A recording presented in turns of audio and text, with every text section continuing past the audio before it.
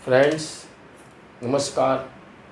आज मैं बात करने वाला हूँ कुछ ऐसे भावों की जो स्त्री के लिए विशेष रूप से बनाए गए हैं। वैसे तो कुंडली में 12 भाव होते हैं। 12 भावों में स्त्री और पुरुष दोनों के ही भाग्य का, दोनों के ही जीवन का वर्णन होता है, परंतु फिर भी कुछ विशेष भाव है जो स्त्री के बारे में विशेष बातें बताते हैं और हमें पता चलता है कि इस स्त्री का जो जीवन है वो किस प्रकार का रहेगा, स्वास्थ्य किस प्रकार का रहेगा और इसका जो है चरित्र है वो किस प्रकार का है। ये अपने वैवाहिक जीवन में सफल होगी या नहीं होगी, वो इन भावों से हम देखते हैं। तो आज हम इन भावों की विशेष रूप से चर्चा करेंगे, क्योंकि महर्षि पराशर और अन्य प्राचीन आचार्यों ने स्त्री जातक के नियमों में कुछ विशेष भावों को महिलाओं के जीवन, स्वास्थ्य और भाग्य को गहराई से समझने के लिए अत्यधिक महत्व दिया है। आज हम इसी की चर्चा करने के लिए उपस्थित हुए हैं। तो फ्रेंड्स, जो सबसे पहले बात मैं करना चाहूँगा चतुर्थ भाव की। चतुर्थ भाव स्त्री और पुरुष दोनों के लिए ही माता, भूमि, भवन, वाहन का सुख होता है, घरेलू सुख, शांति का कारक है।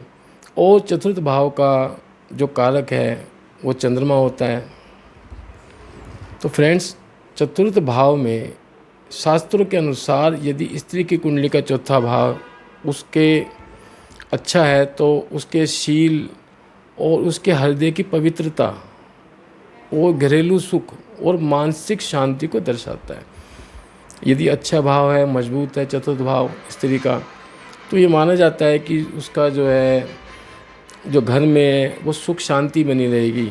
जो वातावरण है, घर का माहौल, वो बहुत अच्छा रहेगा और वो स्त्री का जो हृदय है वो काफ़ी पवित्र होता है।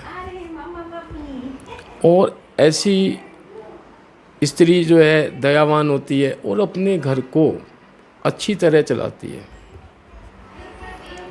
जैसे चतुर्थ भाव में चंद्रमा स्वयं बैठा हुआ है, कर्क राशि में बैठा है तो बहुत अच्छा है क्योंकि स्वयं की राशि है, या वृषभ राशि में बैठा है उच्च की अवस्था में तब बहुत अच्छा माना जाता है, या अपने मित्र की राशि में बैठा हुआ है, गुरु की राशि में बैठा हो, जैसे धनु राशि में बैठा हो, या मीन राशि में बैठा हुआ है, या बुध की राशि में बैठा हुआ है, कन्या राशि में, मिथुन राशि में, तो ये माना जाता है कि स्त्री का जो चतुर्थ भाव है वो अच्छा है। तो ऐसी जो स्त्री जो होती है वो अपने परिवार को जोड़ने वाली होती है, अत्यंत धार्मिक स्वभाव की होती है और पूजनीय होती है। तो माना ही जाता है कि ऐसी स्त्री अपने घर को संभाल लेगी। तो जब किसी कन्या का जन्म होता है तो माता पिता को ये चिंता होती है कि भाई आज हमें लड़की का माता पिता है तो हमारी बड़ी जिम्मेदारी है समाज में किस तरह से, क्योंकि लड़की को दूसरे घर में जाना होता है, हमारा ये समाज का नियम है। तो जब वो उसके भावों को देखते हैं कुंडली के कि भाई चौथा भाव अच्छा है, तो वे ये सोचते हैं भाई ठीक है, इसका जो वैवाहिक जीवन है वो अपना घर, उसका सुख शांति से अपना इसका जीवन चलेगा, इसके जीवन में कोई कलेश नहीं होगा। इस तरह से फिर वो मान लेते हैं तो उनको संतुष्टि हो जाती है। अब हम पांचवा भाव भी हम देखते हैं तो पांचवा भाव संतान का है, बुद्धि का है और शेयर मार्केट से, लॉटरी सट्टा से अचानक जो हमें लाभ होते हैं उसका माना जाता है, और प्रेम संबंध भी हम यहीं से देखते हैं। लेकिन स्त्री की कुंडली में यह गर्भधारण, प्रसव और मातृत्व के सुख को शारीरिक और मानसिक स्तर पर दर्शाता है। इससे हमें पता चलता है कि इस स्त्री के अंदर जो मातृत्व की भावना है वो कितनी प्रबल है, या गर्भधारण या प्रसव में इसे किसी प्रकार की दिक्कत या रुकावट तो नहीं है, कोई बाधा तो नहीं है, वो सब हम यहाँ से पता लग जाता है हमें। पांचवा भाव यदि स्त्री का बढ़िया है, अच्छा है, पांचवें भाव में यदि कोई शुभ ग्रह बैठा हुआ है, या पांचवें भाव का स्वामी केंद्र या त्रिकोण में बैठा हुआ है, पांचवा भाव खुद एक त्रिकोण भाव है, पांचवें भाव का स्वामी यदि नवम भाव में बैठ जाता है, भाग्य भाव में, तो अच्छा माना जाता है कि ऐसी स्त्री की जो संतान है वो भाग्यशाली होगी। या पांचवें भाव का स्वामी लग्न में बैठ जाता है या केंद्र में बैठ जाता है, केंद्र स्थान में बैठ जाता है तो भी अच्छा ही माना जाता है।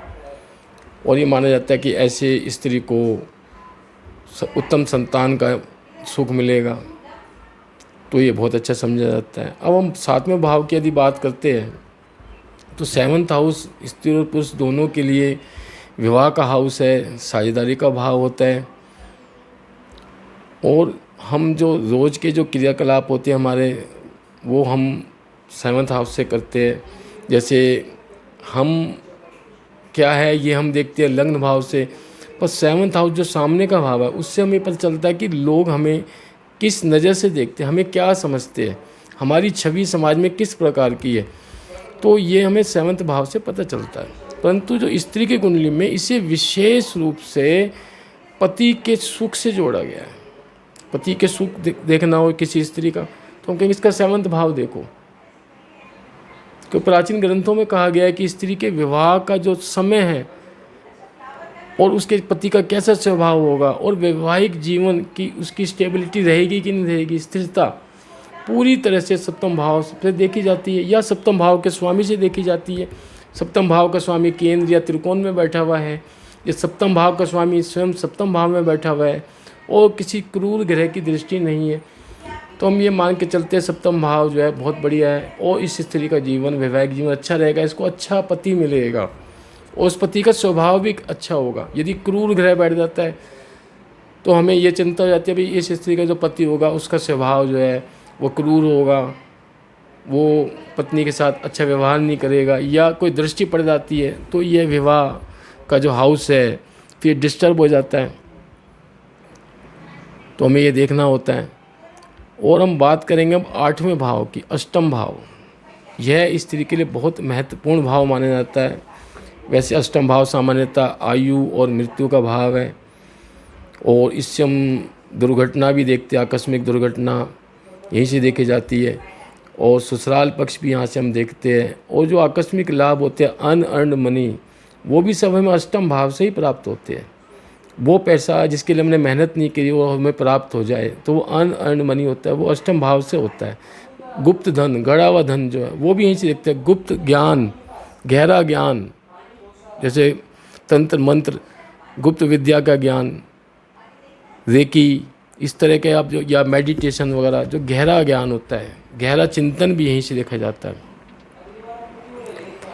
यह भाव पुरुष की कुंडली में से जो पुरुष की कुंडली से ये थोड़ा अलग होता है स्त्री का और बहुत महत्वपूर्ण माना जाता है, क्योंकि स्त्री के लिए इस स्थान को उसका मांगल्य स्थान माना जाता है, सौभाग्य भवन का द्वार कहा जाता है, क्योंकि यह भाव स्त्री के सुहाग यानी पति की आयु को दर्शाता है।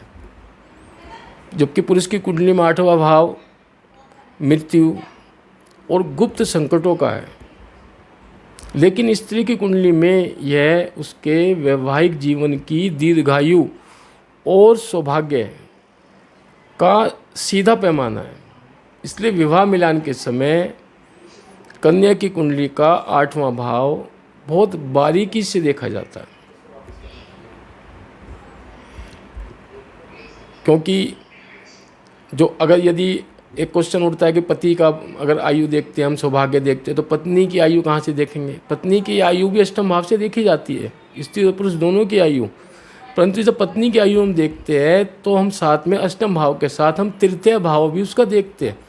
तृतीय भाव और अष्टम भाव को मिला के हम एक स्त्री की आयु को देखते हैं कि इसकी आयु कितनी रहेगी। और अब मैं बात करना चाहूँगा 9वें भाव की। फ्रेंड्स, जो 9वां भाव है वो भाग्य का भाव है, धर्म का भाव है, लंबी यात्राओं का भाव है। उसे हम पिता के भाव को भी मानते हैं, पिता से भी जोड़ के देखते हैं कि पिता के साथ हमारे संबंध किस प्रकार के रहेंगे।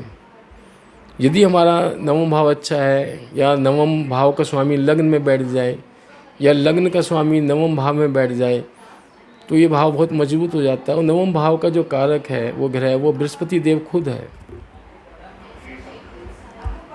तो यहाँ पे गुरु बैठ जाए या गुरु का कोई मित्र यहाँ पे बैठा हुआ है या 9वें भाव का कोई स्वामी वो धनु राशि में बैठा हुआ है या मीन राशि में बैठा हुआ है तो भी यह भाव मजबूत रहता है। परंतु यदि नवम भाव का स्वामी जैसे अष्टम भाव में बैठ जाता है तो हम कहते हैं भाग्य भाव का जो स्वामी है वो पीड़ित हो गया है, या छठे भाव में बैठ जाता है तो उसको हम पीड़ित मान लेते हैं।